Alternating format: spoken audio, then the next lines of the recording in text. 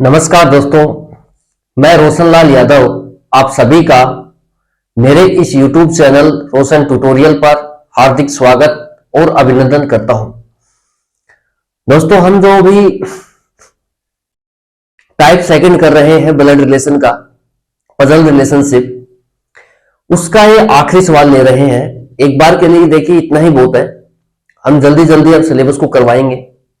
आगे जैसे मेरे को और प्रीवियस ईयर क्वेश्चंस मिलेंगे सीजीएल में, सीपीओ में, इस तरीके से आए हुए, तो मैं वो अलग से डाल दूंगा उस प्लेलिस्ट में जो वनडे कंपटीशन की है। अभी सिर्फ हम इस क्वेश्चन को करके नेक्स्ट टाइप पर बढ़ेंगे, ठीक है। तो चलिए शुरुआत करते हैं। देखिए, क्वेश्चन जो है इसकी लैंग्वेज इतनी बड़ी है, ठीक है, कि ये इंग्लिश में ही आ पाया है। पूरा बोर्ड भर गया और ये इंग्लिश में ही कवर हुआ है। हिंदी में आपको बोल के बताऊंगा, आप लिख लेना। तो चलिए एक बार वीडियो और ऑडियो की कंटिन्यूटी चेक कर लेता हूं मैं, और फिर आगे बढ़ते हैं। इसमें भी टाइम लगेगा दोस्तों, ठीक है।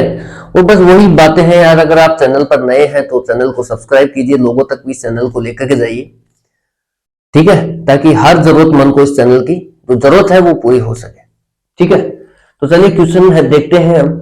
इंग्लिश में देखते हैं, examine the following relationship among numbers of a family of 6 persons A, B, C, D, E and F। देखिए दोस्तों, मैं पहले भी आपको बताया था मैंने, आप रीजनिंग में कुछ भी ना पढ़े, जो मैं यहां पर करा रहा हूं आपको वीडियोस के माध्यम से, आप वही चीजें करें। उनको ही 4 से 5 बार प्रॉपर नोट्स बनाएं और 4 से 5 बार उनको रिवाइज करें उस नोट्स को, ठीक है। वीडियो आप चाहे एक बार देख लें, एक बार में ही चीजें, अगर आप नॉर्मल स्पीड में रख के देखते हैं तो एक बार में चीजें आपकी क्लियर हो जाएंगी। उसके जो नोट्स आपने बनाए हैं उसको 3 से 4 बार आप खुद पढ़ें, ठीक है। और फिर आप सीधे मॉक टेस्ट दें, सीधे आप परीक्षा दें।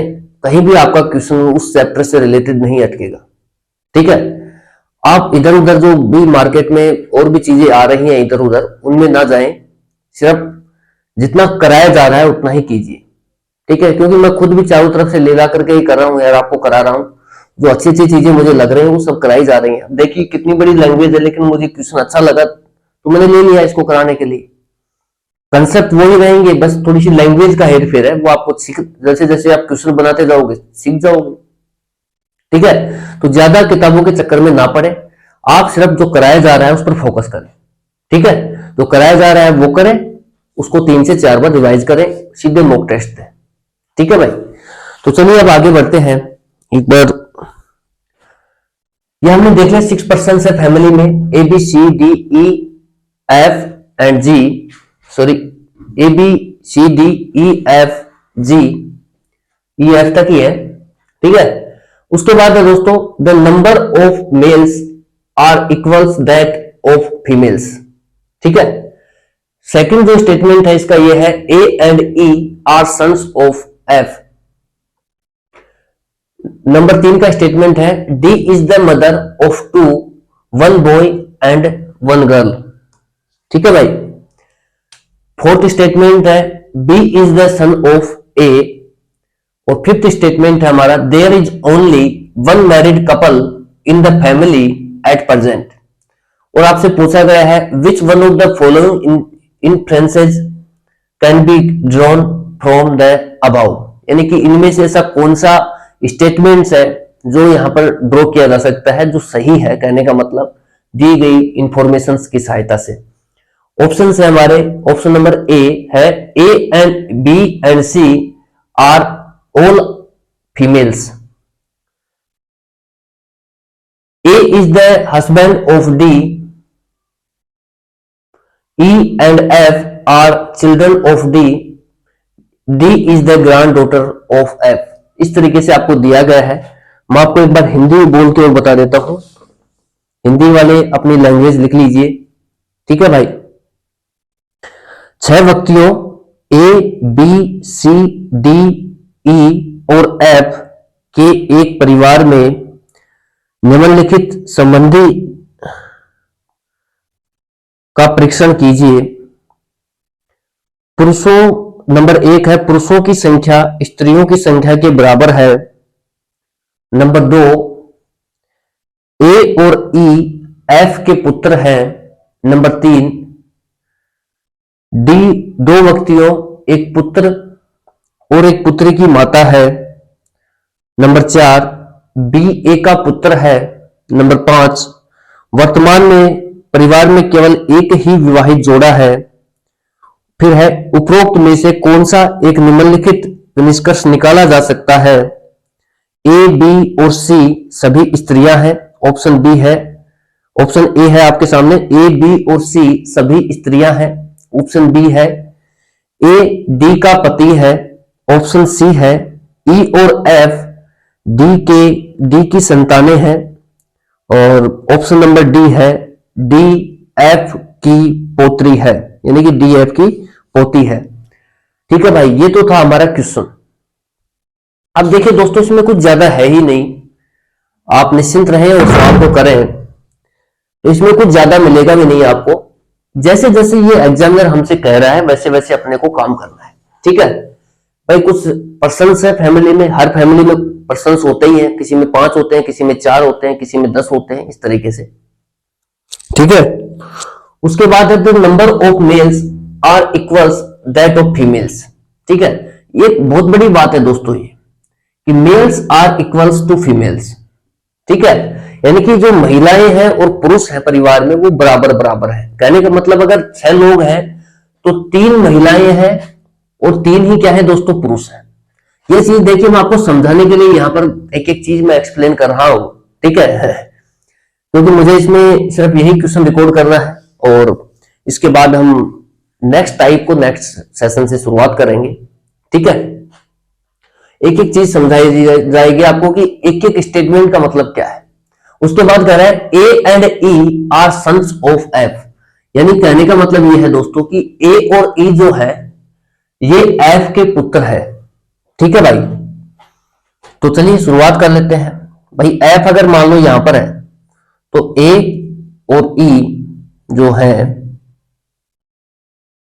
वो क्या है दोस्तों, एफ के पुत्र है। तो पुत्र है तो जितने भी पुत्र यानी कि जो सन होते हैं दोस्तों वो सब मेल होते हैं और मेल के लिए हम पॉजिटिव साइन का यूज करते हैं।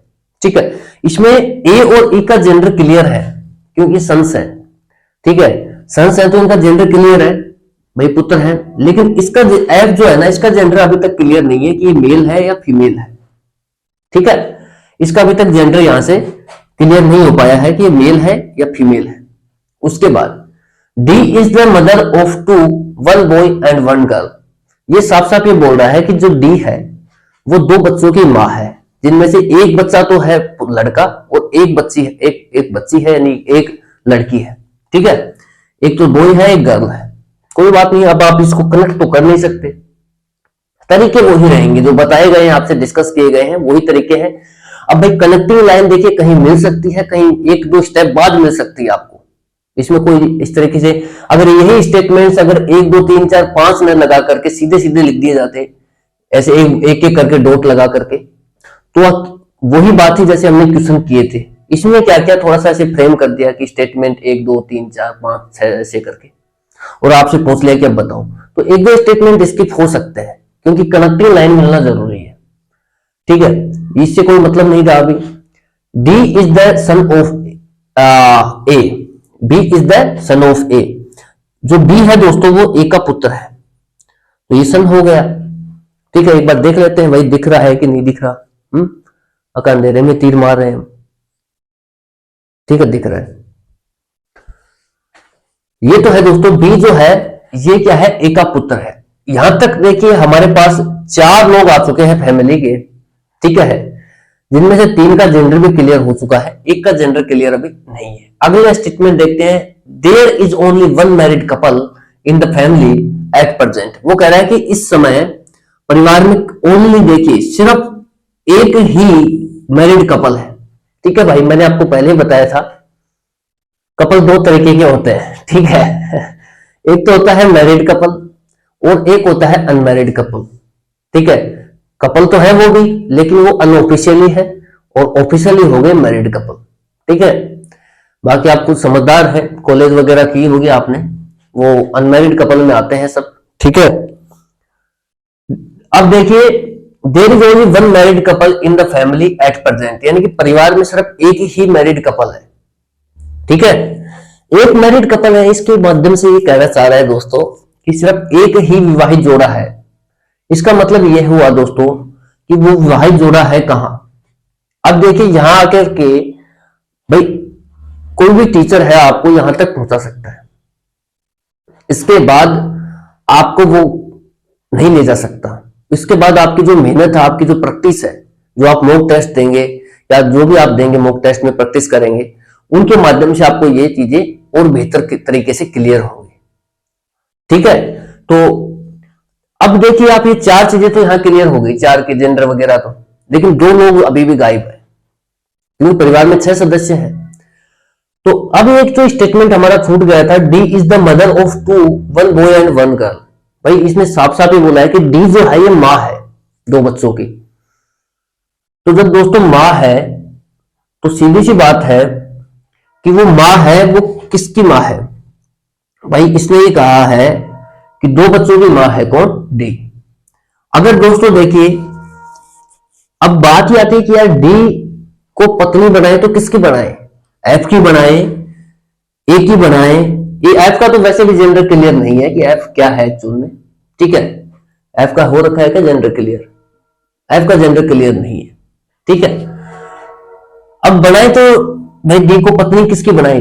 बी की पत्नी बनाए, ए की पत्नी बनाए या ए की पत्नी बनाए? यहां मुद्दा फंसता है। लेकिन यहां हमारा जो इंटेलिजेंस है दोस्तों, जो हमने कंसेप्ट अभी तक डिस्कस किए हैं, उनके माध्यम से आप पाएंगे कि आपको साफ साफ दिख रहा है कि डी है वो मां है। अब डी मां है तो सीधी सी बात है किसी न किसी की पत्नी भी होगी, और पत्नी है तो फिर इनमें से किसकी है? वो ए की है या ए की है या बी की है? मान लो सपोज करो कि किसी ने कह दिया कि यार ये जो डी है ये ए की पत्नी है, कोई बात नहीं है, कोई बात नहीं है। आप सिर्फ क्वेश्चन को फोकस मत कीजिए कि क्वेश्चन कराना है सबसे बड़ी बात है। इसके सारे जो चीजें बताई जा रही हैं दोस्तों, आपको एक एक क्वेश्चन में ऑलमोस्ट 15-16 मिनट लिए जा रहे हैं, कई कई बार तो 25 मिनट भी ले लिए जाते हैं।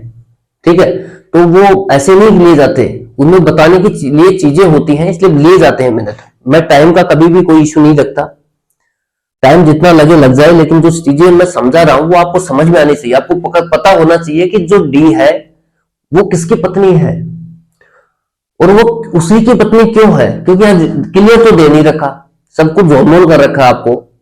तो ये कंफर्म करना कि डी किसकी पत्नी है, ये बहुत बड़ा चैलेंज है। ठीक है, अब मैं 1 बाय 1 करके आपको क्लियर करता हूं। अगर मान लो किसी ने ये कह दिया कि भाई जो डी है वो ई की पत्नी है, कोई बात नहीं, कह सकता है। फिर जो स्टेटमेंट है हमारा वो कह रहा है कि डी है मदर है किसकी? 2 की, one boy and one girl. भाई डी जो है ये मां होगी दो बच्चों की, जिसमें से एक तो लड़का होगा और एक लड़की होगी।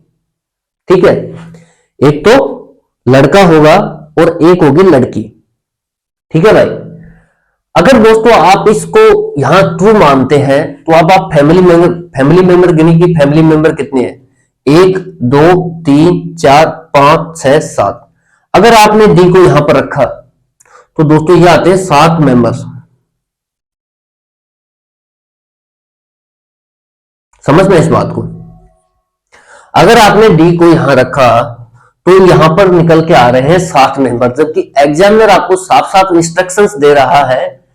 भाई हमें तो एग्जामिनर की इंस्ट्रक्शन भी माननी पड़ेंगी, तभी तो हमें नंबर मिलेंगे, अपनी मर्जी के मालिक थोड़ी बन सकते हैं वहां पर। ठीक है, वो साफ साफ बोल रहा है कि फैमिली में जो है वो 6 पर्सन्स है, 6 आदमी है, आपने निकाल रहे 7 आदमी। तो इससे ये तो क्लियर हो गया कि जो डी का स्थान है ना वो यहां नहीं है। समझिए इस बात को, इससे ये क्लियर हो गया कि जो डी का स्थान है दोस्तों वो यहां नहीं है, मतलब डी जो है वो ई की पत्नी नहीं हो सकती किसी भी हाल में। डी जो है वो ई की पत्नी नहीं हो सकती। तो साहब क्या कहां रखे इस डी को? अगर मैं दोस्तों बी के सारे रख देता हूं, इसको रखने को रख सकते हैं। अगर आपने बी के सारे इसको रख दिया, फिर वही बात कि इसके 2 लड़के हैं, एक लड़का है और एक लड़की है। ठीक है भाई, दिख रहा है क्या? नहीं दिख रहा भाई।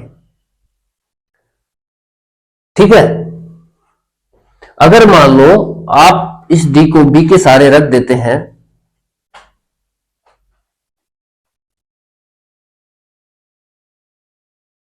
यहां रख लेते हैं इसको, यहां से लिख देगा।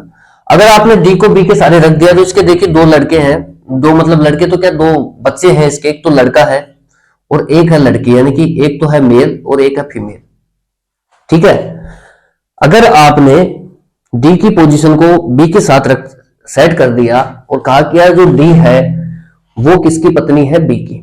मजे की बात यह है दोस्तों, ये कह रहा है कि there is one married couple, परिवार में सिर्फ एक ही विवाहित जोड़ा है, इसके अलावा विवाहित जोड़ा ही नहीं है। ठीक है, अब वो दादा है या दादी है उसका, अगर ये दादा बचा तो दादी गई और दादी बची तो दादा गया। ठीक है, विवाहित जोड़ा एक ही बचा है, कहने का मतलब ये है। ठीक है, अब बात यह है दोस्तों कि अगर आपने डी को यहां रख दिया, यानी कि डी को आपने बी की पत्नी बना दिया, तो फिर वही समस्या आपके सामने,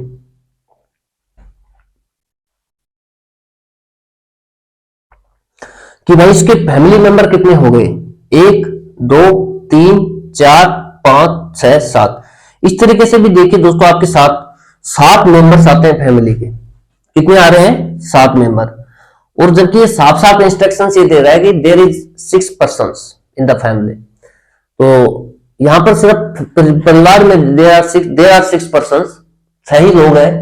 ठीक है, 7 नहीं है। तो इस तरीके से जो 7 मेंबर्स वाला कंसेप्ट है ये गलत हो गया, क्योंकि ये जो हमारी इंस्ट्रक्शंस है इसको फॉलो नहीं कर रहा।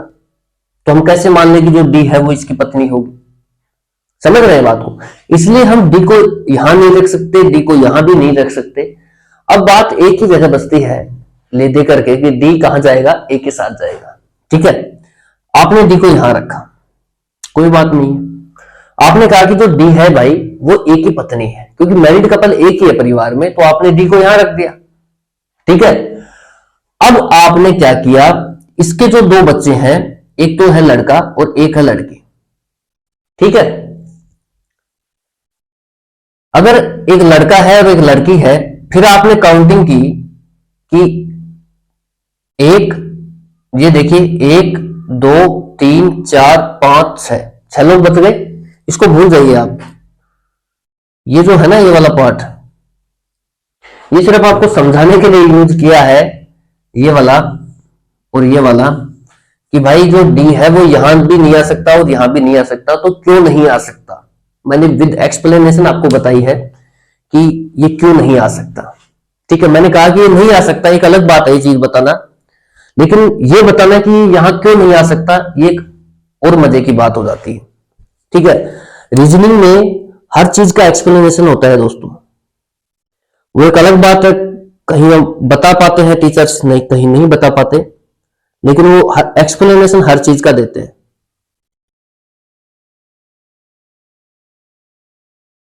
ठीक है,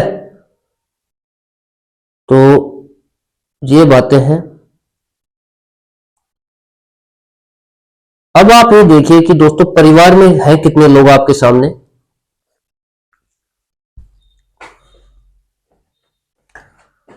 परिवार में 6 लोग हैं भाई। कितने लोग हैं, 6 लोग हैं।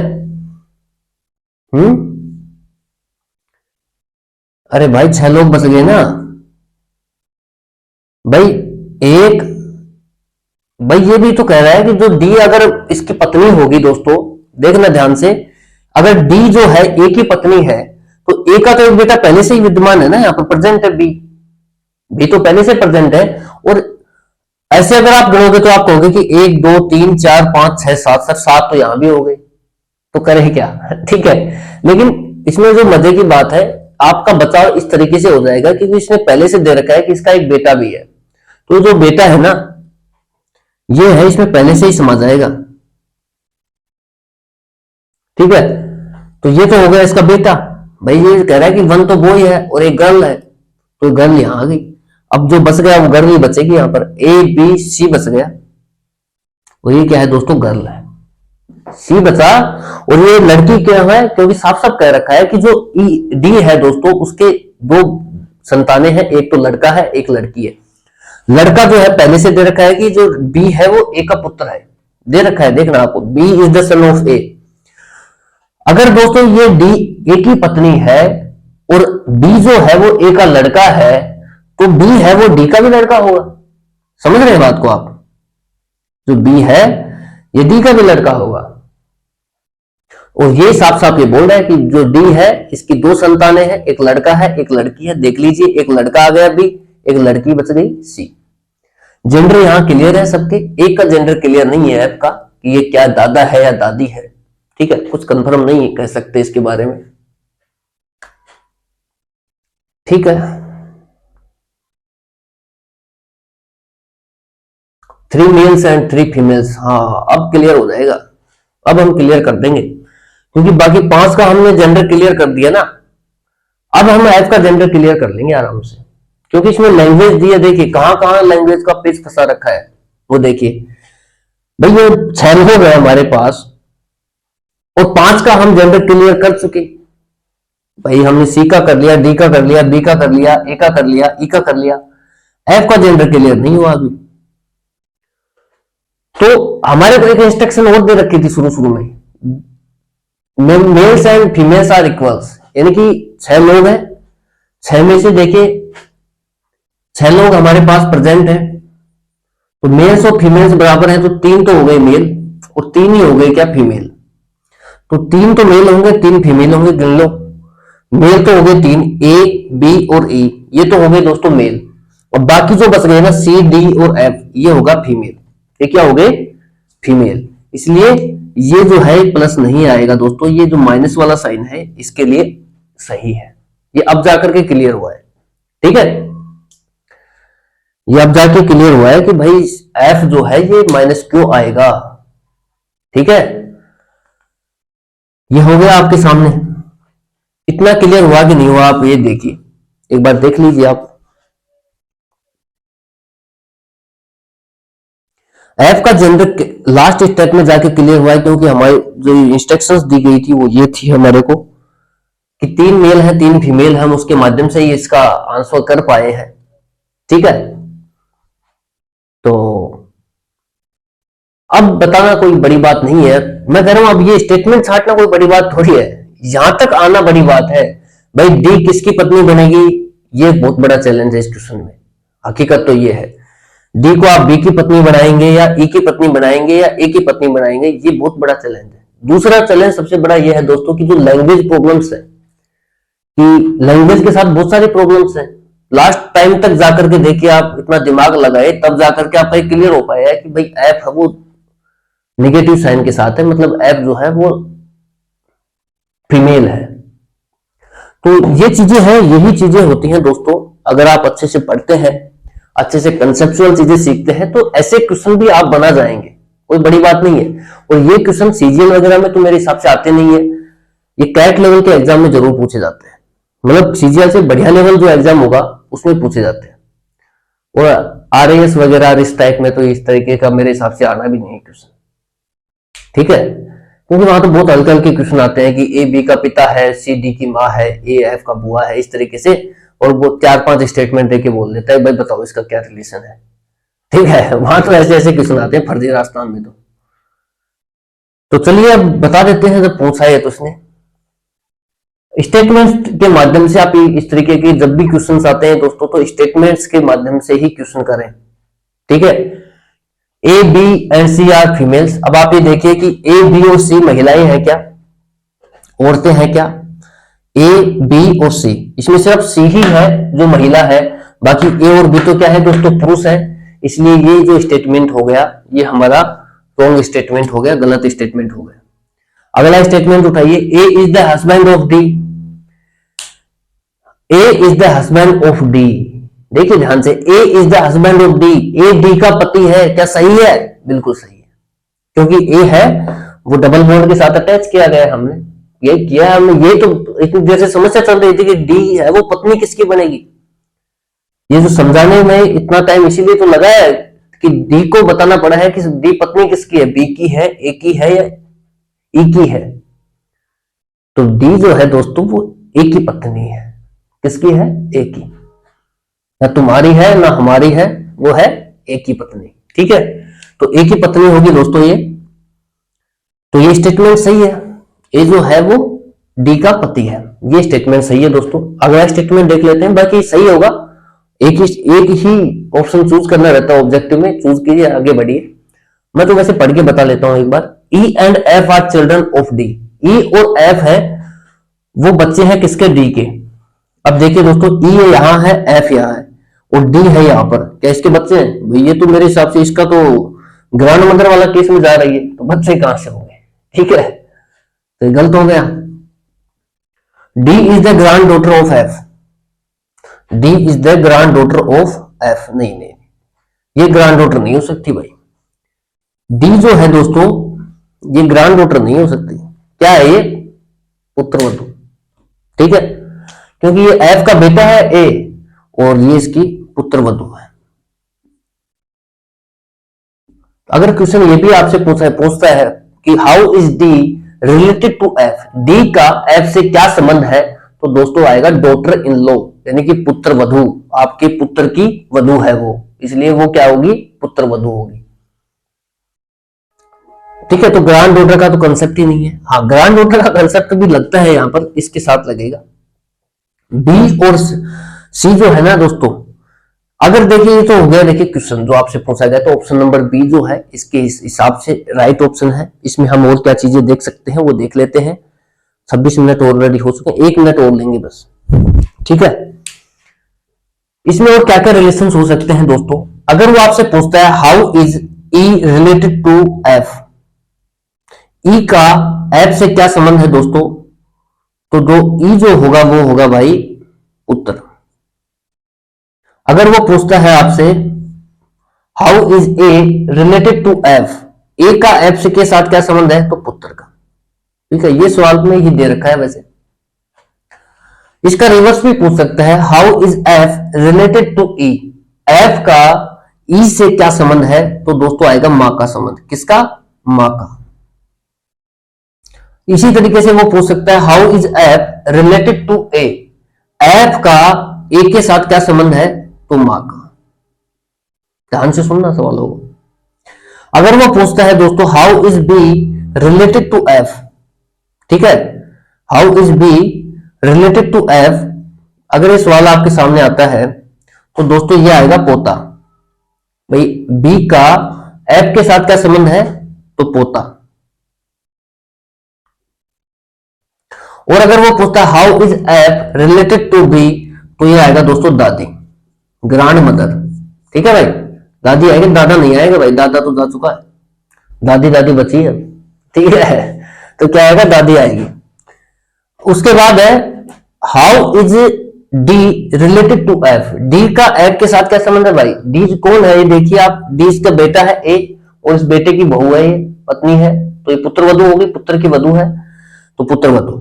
उसके बाद है ये इसका रिवर्स देख लीजिए आप, how is F related to D, F का डी के साथ क्या संबंध है, तो सास का। क्या है भाई? सास, मदर इन लॉ। इसी तरीके से आपसे पूछ सकता है how is C related to F, C का एफ के साथ क्या संबंध है, तो आएगा दोस्तों पोत्री का। किसका? पोत्री। ठीक है, पोती। ठीक है भाई, किसका संबंध आ रहा है? पोत्री का, पोती बोलते हैं जिसको। सी का एफ के साथ क्या संबंध है, पोती का। अगर आपसे ये पूछता है दोस्तों पोत्री है, इसको पोत्री बोल दो आप, कोई बड़ी बात नहीं है, पोती बोलो पोत्री बोलो, पोता पोता ही होता है भाई, पोत्री पोती एक ही बात है, पोता पोता ही होता है फिर। ठीक है, ये चीजें समझिए आप लोग, क्योंकि इस रिलेशंस का जाल है यार, सारा सारा जिंदगी ही रिलेशंस पे टिकी हुई है। ठीक है, इसको समझिए। उसके बाद how is C related to F हो गया, सी का एफ के साथ क्या संबंध है, पोत्री का, पोती का। How is F related to C, अगर इस तरीके से भी क्वेश्चन आता है दोस्तों, how is F related to C, F का सी के साथ क्या संबंध है, तो दोस्तों ये आ गया इसकी दादी का। क्या आ गया भाई? दादी, ग्रैंड मदर। ठीक है, तो इस तरीके से संबंध है आपस में, कोई बड़ी बात नहीं है। हाँ, इनका भी संबंध आ सकता है, how is E related to D, मैं बोल बोल के बता देता हूं क्योंकि जगह नहीं है यार। ठीक है, संबंधों का जंजाल है, जितने संबंध बता दिए जाएंगे वही कम पड़ते हैं।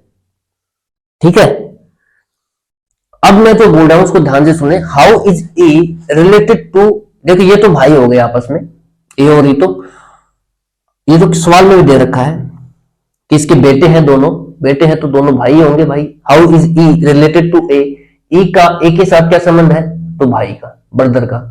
How is A related to E, तो भाई ब्रदर। अगर ये पूछता है कि how is E related to D, E का डी के साथ क्या संबंध है, तो दोस्तों ये देवर भी हो सकता है और जेठ भी हो सकता है। देवर तब होगा जब इसके जो हस्बैंड है इससे छोटा होगा ई, तो देवर, और इससे बड़ा हुआ तो जेठ। ठीक है भाई, तो ई का डी के साथ क्या संबंध है, देवर का भी हो सकता है, जेठ का भी हो सकता है। अगर वो आपसे पूछता है how is E related to B, E का बी के साथ क्या संबंध है, तो अंकल का आएगा, चाचा का या ताऊ का। ठीक है, अंकल ही होता है इंग्लिश में।